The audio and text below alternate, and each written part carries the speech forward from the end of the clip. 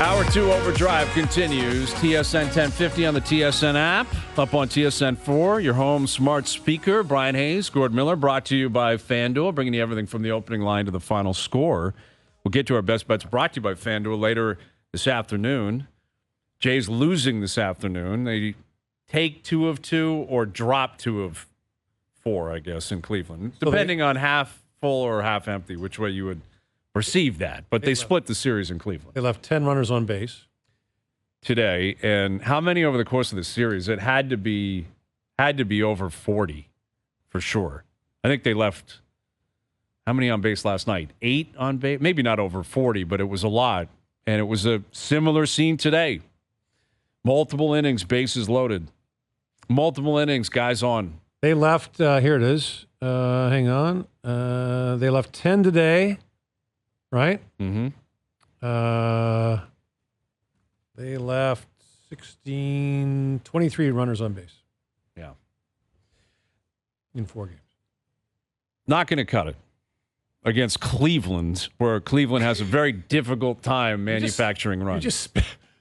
I disparage Cleveland when I can. Your disdain for why? I actually don't have an issue with Cleveland at all. I actually have a lot of appreciation for the Guardians because they are constantly in it and they have no payroll. Yeah. You know, they're a town that gets beaten down a lot because, you know, the Browns are who they are. You know, LeBron left, although he came back and redeemed himself and got themselves a title. I don't have anything against Cleveland, but the point is, offensively, they are a horrible team. Have you been? I have not been to Cleveland, so I can't speak through experience. Maybe I would love Cleveland. Who knows? There's a generation of, I'm not from here, but there's a generation of people from here, you know, sort of maybe in their 60s now, who were Cleveland Browns fans because that's what you got on TV. That's all they play. It was the local team on TV. That's what you got on TV. And yeah. They kind of became hugely popular in Toronto. Yeah. So like Albertans, it's Seattle Seahawks. Right. You got the Seahawks games all the time. Yeah, you got the Browns game here. You're right. That was a big part of them kind of having a stranglehold. I don't know a lot of young Browns fans in Toronto. Now the Bills have kind of taken over that as the team of a geographical connection. But Cleveland's not that far. Like if you're a Browns fan, you can get down there in 4 hours. Yeah, what's close? Pittsburgh or Cleveland closer? I think probably Cleveland. Like closer? Pittsburgh's about 5 hours, maybe 5.5. Pittsburgh's an easy drive. It's not a tough drive, and once you're over the border, you're moving. Yeah. But Cleveland, I think, is closer. Detroit is obviously closer. And Buffalo, like you got 4 NFL teams within 5 hours you could drive to. No, it's good. It's not bad at all. It's not a bad city. It's like...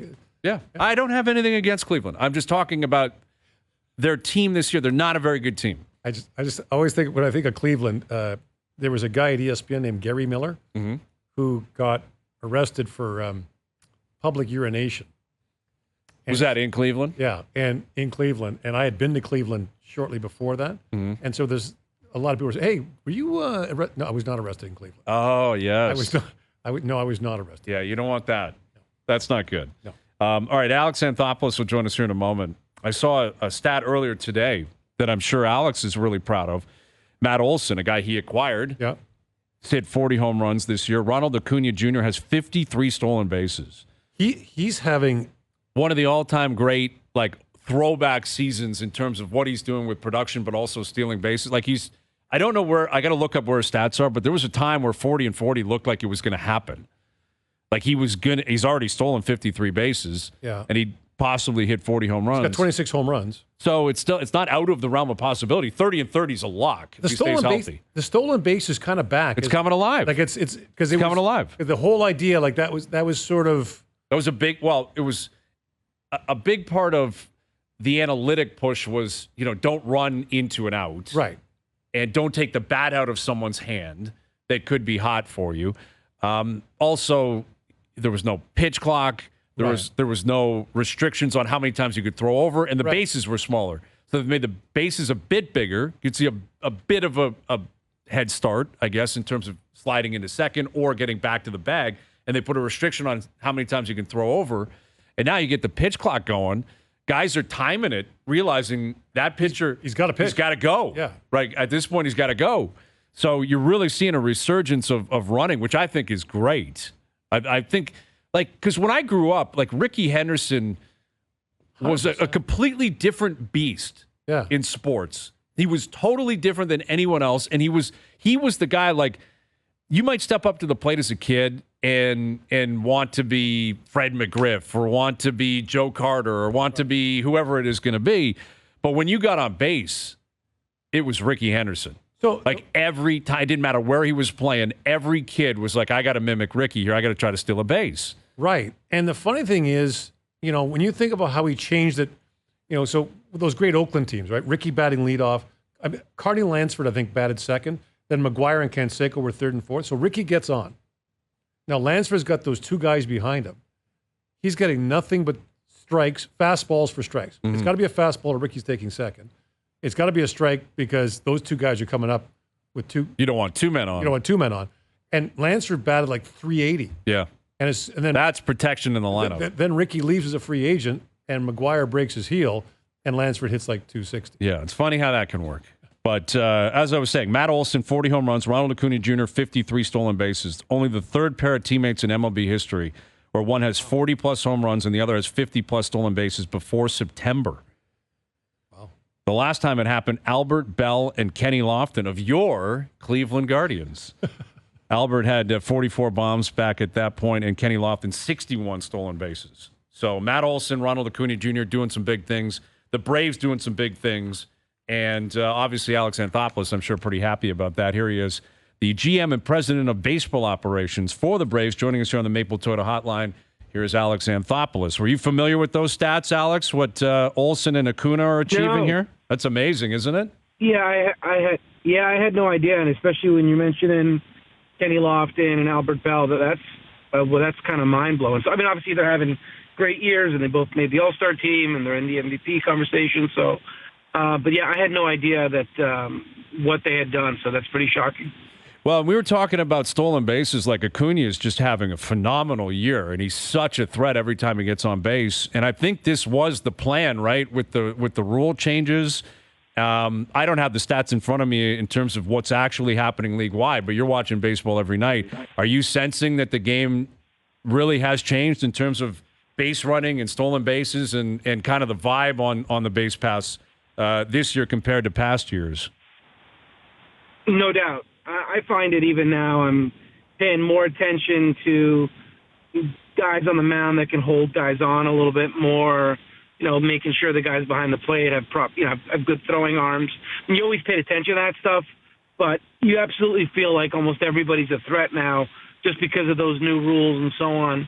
And it's absolutely easier to steal bases now. I don't know by what percentage, but the fact that you can only throw over twice and so on, the rules have absolutely made a change. So, Alex, when you look at the underlying numbers that are such a big part of baseball, what are you seeing as the biggest changes with the rule adjustments this year? I mean, putting away the statistics and everything else, I mean, the thing I enjoy the most is the fact that we're not sitting through 3.5-hour games. And look, I like the sport as much as anybody, but I'm a sports fan, and I have kids, and we're all competing for the entertainment dollars and so on. And it's nice the fact that I think we average right now 240 a game or something like that, which is so much better. So, look, I think I wasn't sure how I was going to react to the no shifting and so on because we were successful having done that, but it's been fine. And my view of just general rules, if all 30 clubs have the same thing, I have no problem with it. But I am elated with the fact that the games aren't as long, they're crisp, kids can stay up, and you don't have to sit at the ballpark for 4 hours. With Alex Anthopoulos, you guys are in a very comfortable position. The Braves, 72-41 on the season. You lost this afternoon to Pitt, but you got a 10-game lead on Philly in your own division. Yet the shoe was on the other foot for you guys a year ago. Based on that experience, you chasing down the Mets, like, how are you now? Are you breathing easy? Are you looking behind you? How are you feeling having a 10-game lead in your own division on August 10th? Yeah, I definitely look behind all the time. I never take, just like you said, we've been in the other scenario where we're chasing. So I know how quickly things can change and you can get caught. I look at the loss column. So I think we're 11 in the loss column now after today because we lost. But I'm always locked in on the loss column.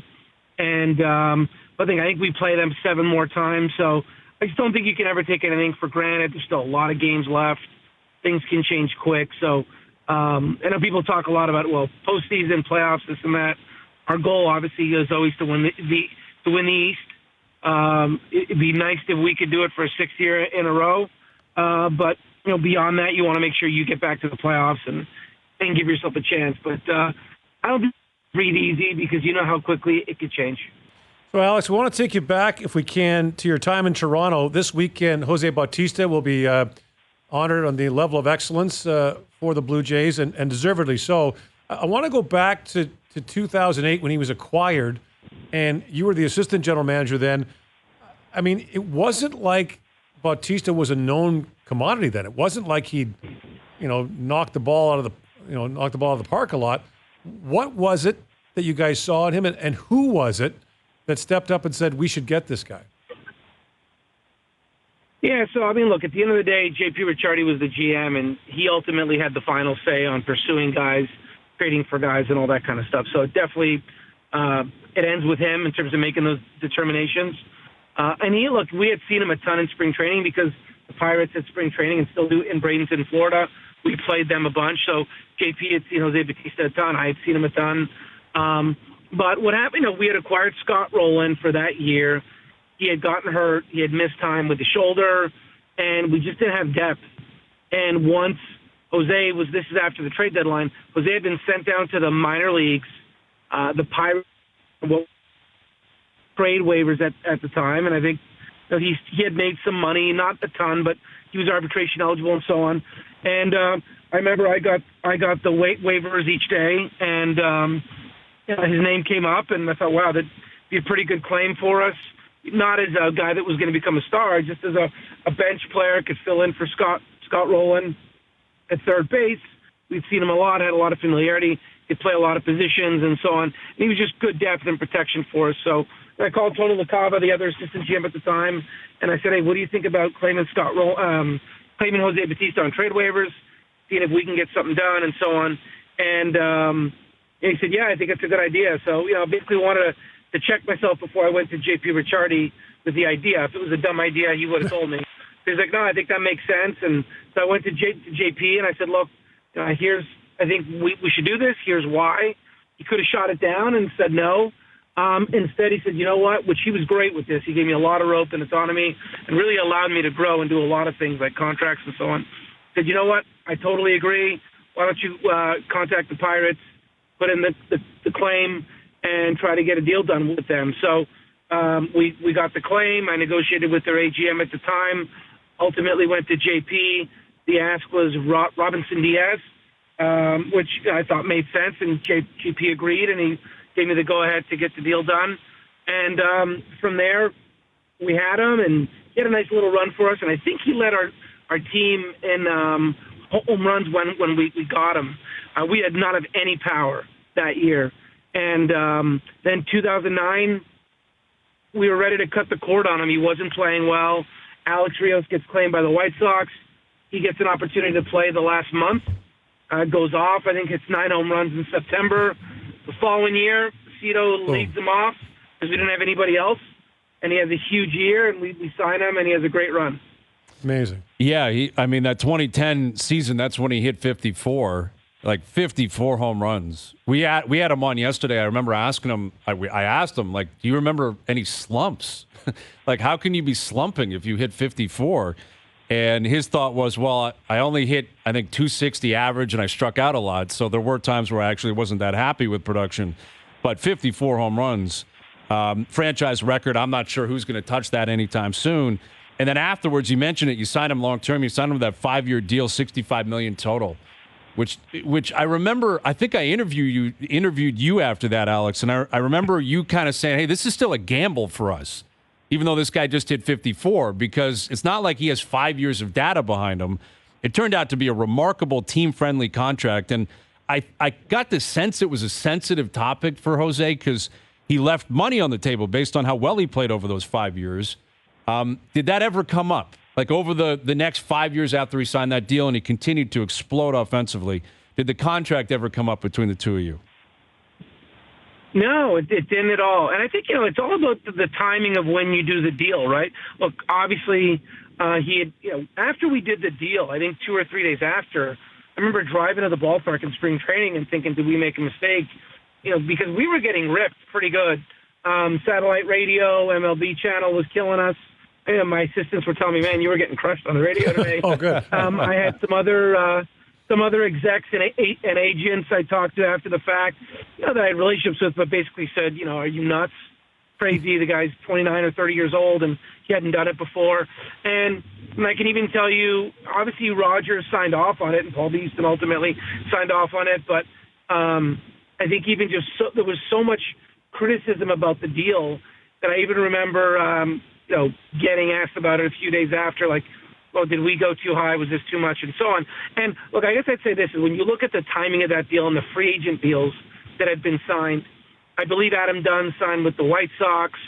Dan Ugla had done an extension with the Braves.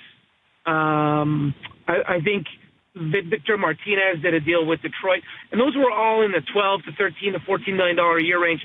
And then the high deal of that was Adrian Beltre, who was on his way to the Hall of Fame and came off an incredible year with the Boston Red Sox. And he signed a deal with the Rangers for $16 million a year. And he was a pure free agent. So we basically gave Jose Adrian Beltre-type money, and he was a year away from free agency. There was still a ton of risk, and that was at the top of the charts at that point, too.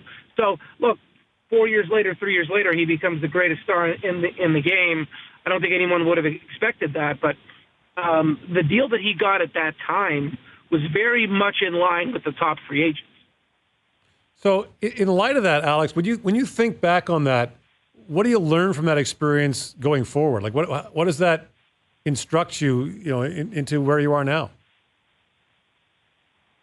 I think, we were nervous doing the deal because, look, he hadn't done it before. He did it for a year. But ultimately, the analysis that we did on it was we were betting on the guy. We believed in the swing changes. The on-base skills were always very good. He had a very good eye to play. He walked a lot. So we definitely believed that. We believed he would age well, even though we didn't love giving him a fifth year. And we had concerns there, but that's what it took to get the deal done. And, but I think at the end of the day, there was just enough. It wasn't that complicated. I can tell you that, from that, it's kind of instructed me a little bit when we've done deals in Atlanta. Now, granted, guys we did them young, but whether it's in Acuna or so on, the highest guarantee in the history of the game for a guy with less than 1 year of service when we did the Acuna deal was, I believe, Eloy Jimenez with the White Sox at $43 million. We guaranteed Acuna $100 million at that time. That being said, we were betting on the person. I'd never seen anything like that before. I'd seen Corey Seager and Cody Bellinger in L.A. come up and emerge as great players, but I hadn't seen anybody like Acuna. Same thing with Strider or Harris. Those guys, we gave them deals that hadn't been done before, but I just hadn't seen anything like that before. And we knew they had great makeup, work ethic, and so on. And I think, look, they're not always going to make sense. Guys get hurt. Guys don't perform. The game is hard. But I think if you keep it simple, now you're always going to evaluate the talent, but you're betting on the human being, you should, for the most part, be okay. With Alex Anthopoulos, we've talked to you about your, progression as a GM over time and how you adjusted to, what you felt you needed in the clubhouse and the dugout, type of personalities, leading up to that 15 season and specifically that deadline that led to that team taking off. And we know what happened in 15 and in 16. How does that apply to, how you approach contracts? You mentioned, you're investing in the person. So how much of the allotted, money is going towards being a team player, being a guy that's got a good attitude, a guy that is going to eat right and work out and be around the facilities a lot? Like, how much is that really worth? And how much of the process, do you have to donate your time towards that in order to make sure that you're making the proper investment? Yeah, I think as a young GM, I could say this. I think sometimes you just chase the deal, and you're not as specific on the person you're giving those dollars to and who you're committing to. And there's a saying, price is what you pay, value is what you get. And, I think it's just one of those things that you can do it when you're signing guys in free agency. Well, someone, and I brought this up before, when we signed Francisco Cordero, he was not someone we were going to go after. We had a deal set up for Koji Uehara. He had a 3-team no trade. Toronto was on it. He nixed the deal. Cordero was not someone we were going to pursue in free agency. With $4 million left, I guess he had turned down $8 million a year from the Mets. Now all of a sudden he's available on a 1x4 deal, and you start talking yourself into, wow, that's a really good deal. That's good value. The guy was going to get $8 million. We now could pay him $4 million, but we never believed in the player, and it's not to disparage him, but we just were not, our analysis, we were never going to pursue him, and we just went with what seemed like a good price rather than the right player. So I think, look, when you're signing these guys, we don't give out no trade. We didn't give out a no trade clause in Toronto when I was there. We don't do them in Atlanta. I do feel like when we're giving these deals out, we've basically made a commitment to not trade these players unless there's some extenuating circumstances and so on. And you better be really selective on who you sign and who you keep. And you're also sending, you're letting all the other players know in the clubhouse who you're going to commit to, what you value. I think players know if you're giving a deal to someone that they don't respect and admire, it doesn't look well upon you. And certainly they're probably going to be thinking you don't know what you're doing and trying to put a team together. But, look, I can tell you even after we did Jose's deal, I was floated with some really compelling trades for him. I mean, superstars, Cy Young winners, things like that. And, it was just something that wasn't going to go down the path because we made a commitment. You didn't have a no-trade clause, but you start signing guys and then start trading them all away, you're not going to be able to sign players. And then, the other piece for me that was always important was, and I said this before, I think just having grown up with Montreal Expos fans and a lot of the players getting traded away, I definitely have, done this in Atlanta specifically. And obviously we did it in Toronto as well. We signed a lot of players. But I think it's important for the fans to know that guys are going to be there, that there's a core. You buy a jersey, you get to watch these players on TV, and you're going to be able to be attached to them, and they're part of your team going forward. And, look, there's times we've extended ourselves a little bit more with some of these guys in Atlanta just because I felt it was important that we keep these guys here long term. And I see it now as a sports fan. I'm in Atlanta.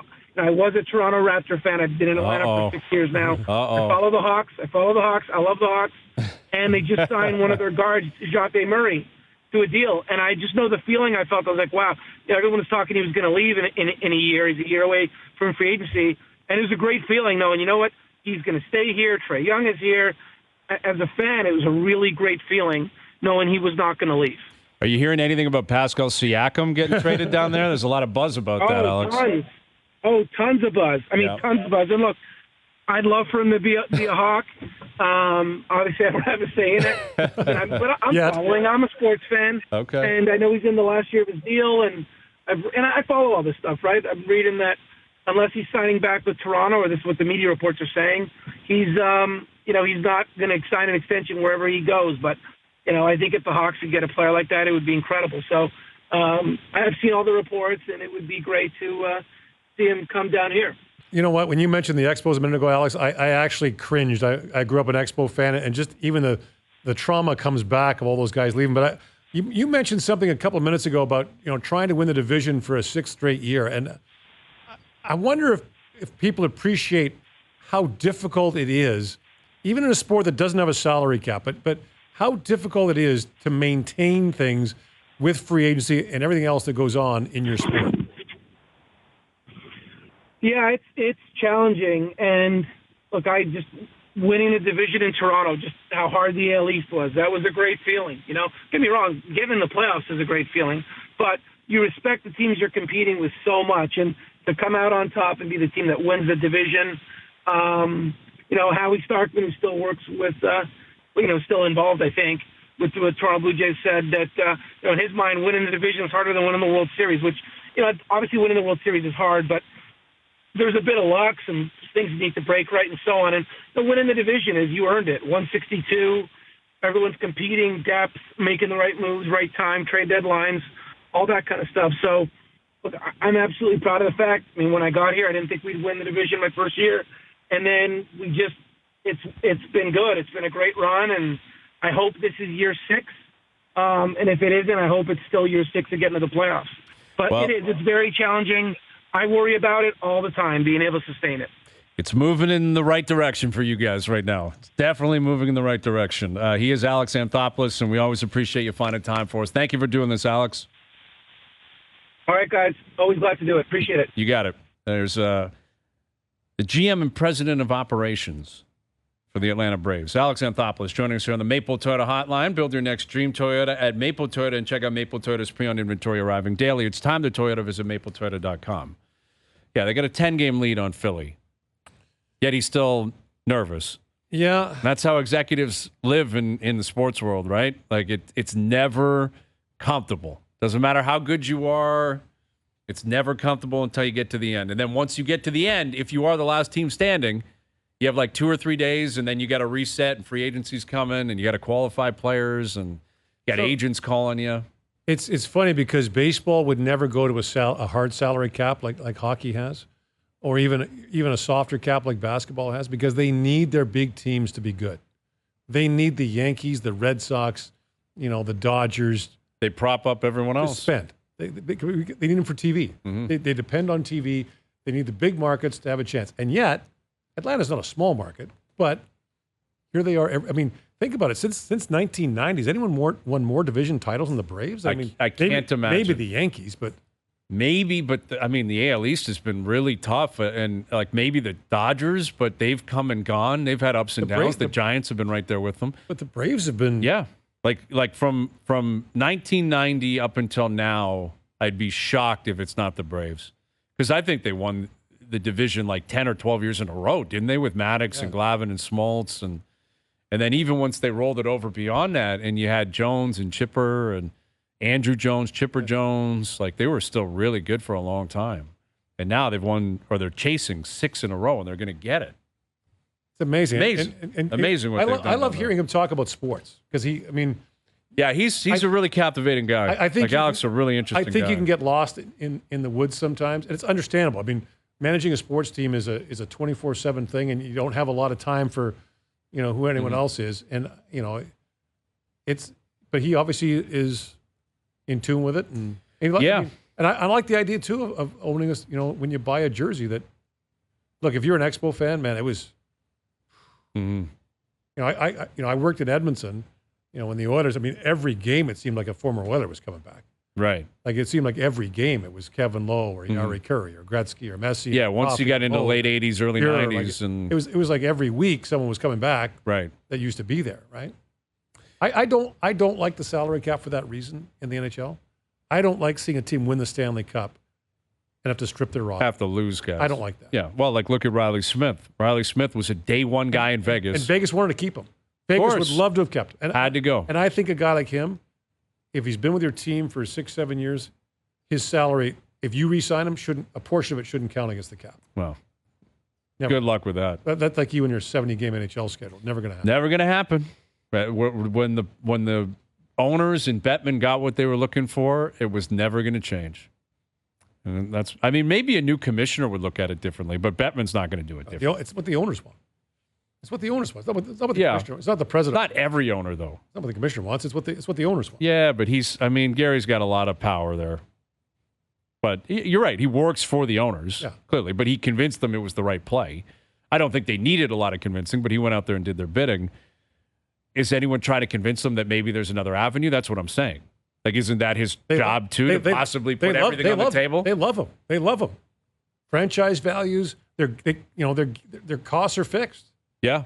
Their costs are fixed. Yeah, that's right.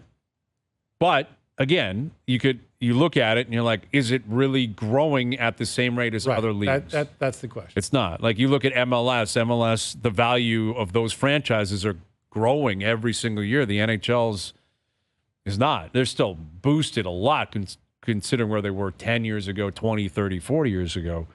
And I don't dispute there's a lot of owners that are happy with this system, but I'm sure there are other owners that would be happy with a different system, but they're not going to rock the apple cart. Yeah. Some teams like the Rangers would like there be no cap. But I'm saying, if you're the Leafs, the Rangers, but they're making money. Montreal. The Rangers' payroll is lower now than it was in 1996. And what actually, in a way, what's happened is the salary cap has allowed ownership to completely get off the hook because all they say is, hey, we spend to the cap. What do you want out of us? We wish we could spend more. We can't. Hands are tied. Go talk to Bettman. Go talk to the Arizona Coyotes, or Carolina. Go talk to them because we got to have a floor. We got to have fixed costs. I'm going to rank the markets that you have the most disdain for. Yeah. Arizona, I really do poke at a lot. I mean, they're playing at a university, Gord. Like, that's another thing, though. Like, where's the commissioner? How can you allow that to continue? That's a real embarrassment that there's a professional sports team playing at a university with 5,000 people capacity. Not even that. That's crazy. It's not even that. It's crazy. It's lower than that. Yeah, crazy. Like, that's crazy.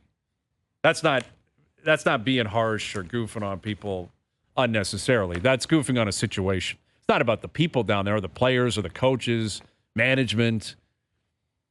They're playing at a university. Tough to look past that. All right, Mark Masters coming up from the National Bank Open. Love our Mark. Yes, Masters will join us in about an hour. We should get out more, but... Yes. He's a man about town, though. Everyone loves Mark. He'll be wearing a suit right now. Yes. Wearing a suit right now. I just came across a pretty cool stat about what happened in the NHL this past year. What are the chances it happens again next year? I'll tell you about it. We'll get into it next. All right, the Jays losing earlier this afternoon. They're back home. They got the Cubs in town this weekend. Get back into that into the next hour. Tennis continues in Toronto and in Montreal. Carlos Alcaraz, center court tonight up at York, and Mark Masters will join us in about an hour. I saw this stat posted last hour by the NHL's public relations team.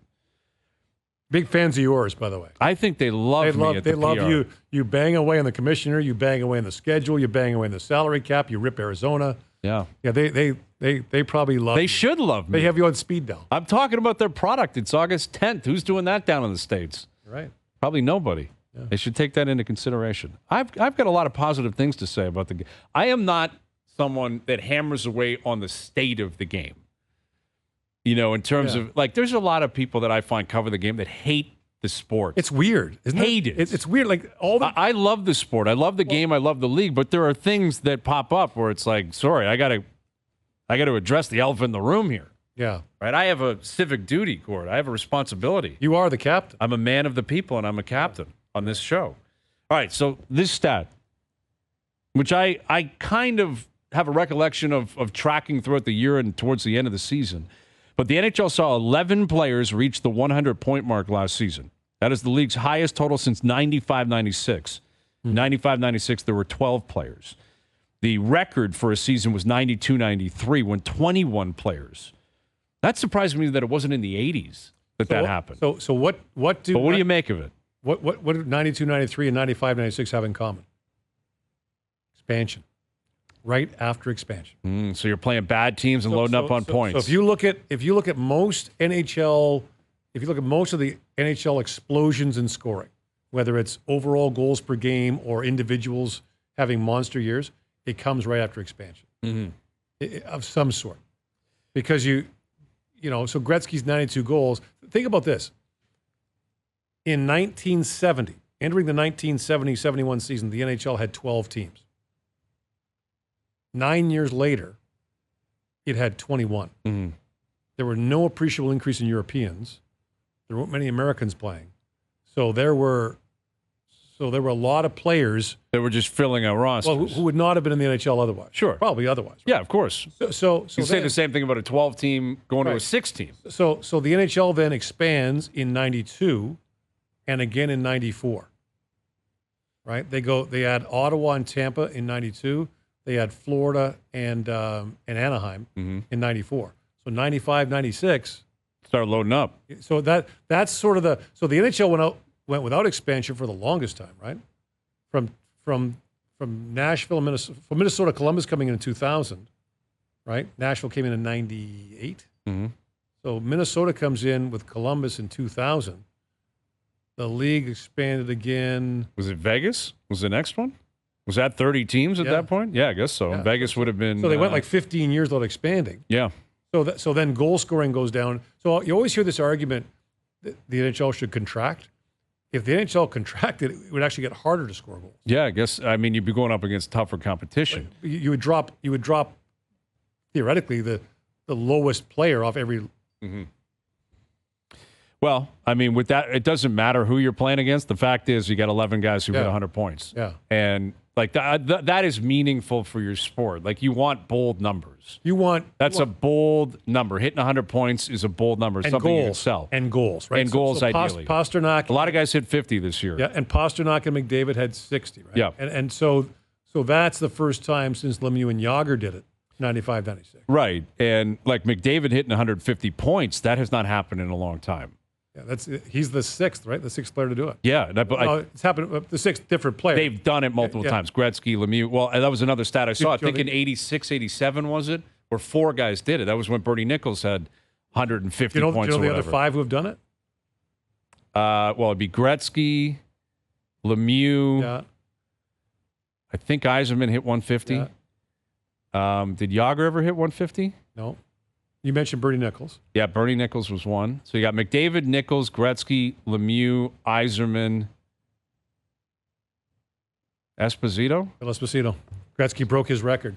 All right. Yeah, Phil Esposito. Yeah. Listen, I think you're probably going to see this continue because I guess Seattle came in a couple of years ago, but you got 32 teams and you've got rule changes and a pace of game that is picking up, and you've got teams torching power plays now. Like the Oilers' power play this year was historically great. Yeah. And they obviously, you got McDavid, you got Draisaitl hitting 100 points. I think Nugent Hopkins hit 100 points. I think they had 3 guys with 100 this year on the same team. And if you want a lot of guys with 97, 98, 99 points. And if you want more goal scoring, you got to call penalties for 2 reasons. Which is what they do. Well, for 2 reasons. One, power play scoring. Mm-hmm. But number 2, people don't restrain as much. When you call hooking and holding, players are less likely to do it, which allows McDavid and these guys to do their thing, especially guys that score off the rush. What do you think is a reasonable point total for McDavid this year? If I gave you 139.5 points, how would you go over? You'd go over 139.5? Yeah, the one that intrigues me most this year is Bedard. What's reasonable for Bedard? I think 25 goals, 70 points. Exactly. Something like that. I think that would be a great year. That'd be a great year. That does not mean he won't be a Hart winner or anything like that. That's a great debut for an 18-year-old. I don't know if people realize how few rookie players, especially teenage rookies, have hit 70 points. Right. Like we got spoiled with Sid and Ovi when they first came in. Yeah. Like they both hit 100 points, which was insane that they both did it in the rookie year. Now, Ovechkin might have been 20 because of the lockout. He might have been 20 when he did that, but he was still a rookie. He was drafted in 04. He was a true rookie, though. Yep. And he and Sid, true rookies, and they both hit 100 points. And Ovechkin, I think, had 50 goals. But you're right. I mean, like Matthews he was in the 60s, I believe. Yeah. And he won Rookie of the Year. Patrick Kane, I think, was in the 60s. It's very difficult to do, and that Chicago team is not very good. 8 rookies in the last 25 years have had 70 points. Yeah, and McDavid is not a part of that list because he got injured. He got hurt. But so Ovechkin and Crosby had over 100. Barzal, Malkin at 85. Paul Stastny 78. Oh. Panarin 78. And Panarin was a cheeky one. Paul Stastny, Stastny 78.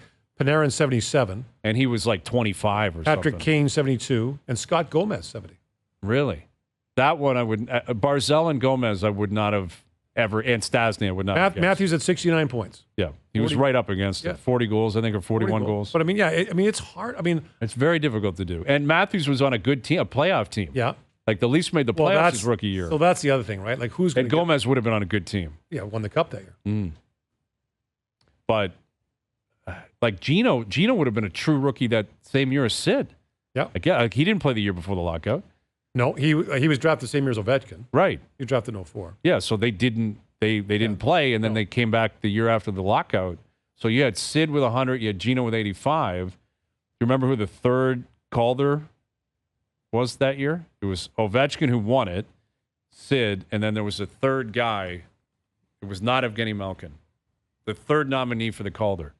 In 2005. Yes, when Sid and Gino were rookies. I believe I know this. Okay, tell me. Dion Phaneuf. I think he scored 20 as a rookie. He did in Calgary, yeah. I'm pretty sure Dion was the third guy.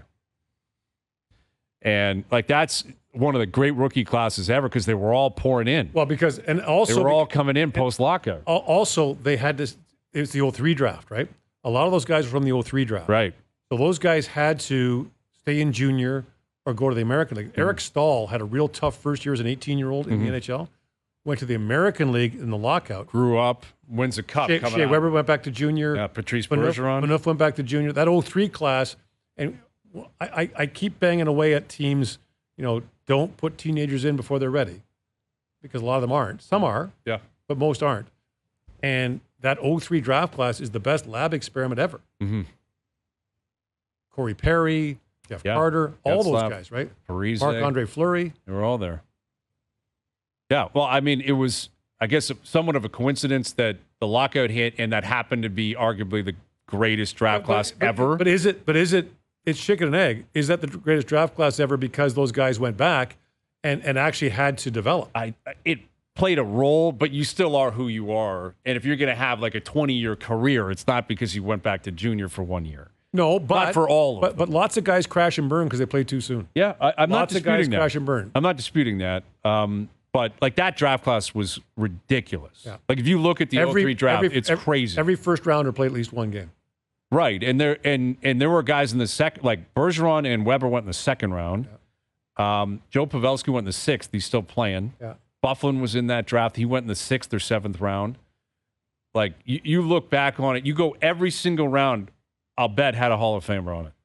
If not, some guy that you could make a serious case for. And in the first round, there's probably going to be 10 or 12 guys that make the Hall of Fame. And obviously, Bergeron's going. I think Weber's going. Pavelski, I don't know if he's a Hall of Famer, but he's close. Think so. I think he's one of the leading. Real close. He's one of the top goal scorers of the last decade. Yeah. Like it's like him and Claude Giroux are sneaky, like statistically great for the past decade. And both very good players. Is Claude Giroux a Hall of Famer? I don't think of him as a Hall of Famer. Not, but he's had a great career. I think Pavelski is. I'm more of a goals guy than a points guy. But I mean, Giroux scored a lot of goals, but I don't think as many as Pavelski. I think for me, the Hall of Fame criteria would be: were you one of the 5 best players of your position for a long time? Would you consider Pavelski that? Yeah. Yeah, I think so. That's a tough practice because, like, you're talking up the middle of the ice for a decade. Where Sid, obviously, he takes a spot immediately. Gino takes a spot immediately. Bergeron, probably. Time where Bergeron, there was a time when Taves took a spot immediately. But through it all, he was very consistent. So very consistent. Yeah, yeah. I'm not here. Don't add him to my list. I'm not taking runs at Joe Pavelski. Yeah, he went in the 7th round of the 03 draft. Actually, the 03 draft was a 9-round draft. Well, and also the second round was 38 picks long. Because they used to have compensatory picks. So if you lost a player as a free agent, you got a compensatory pick. So what happened was teams started trading for them. So Nashville traded in 2002. Ed Belfour was going to be a free agent in Dallas. Mm-hmm. So Nashville traded for him right before July 1st. Couldn't sign him. So he went he signed as a free agent with Toronto. Mm-hmm.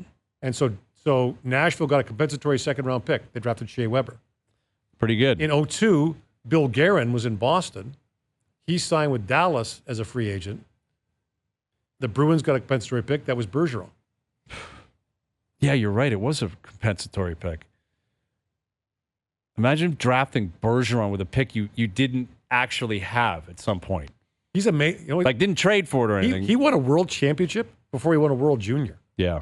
He won the World Championship in 2004, the World Junior in 2005. Pretty good career. Crosby, Bergeron, Perry. Not a bad line. In 2005. Yeah. Definitely not a Hall of Famer in every single round. I'm actually kind of going through this now, but a number of rounds, there certainly were Hall of Famers in the 03 draft.